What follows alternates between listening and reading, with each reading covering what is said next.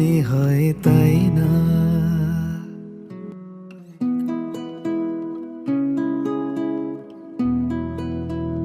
তো এমনই হয় তাই না?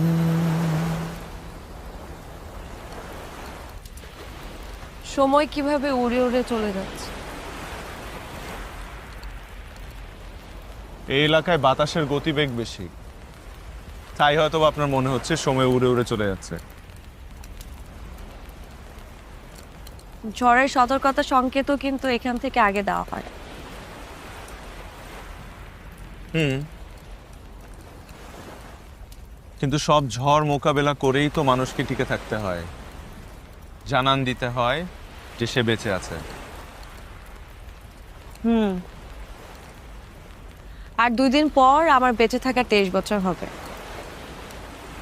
মানে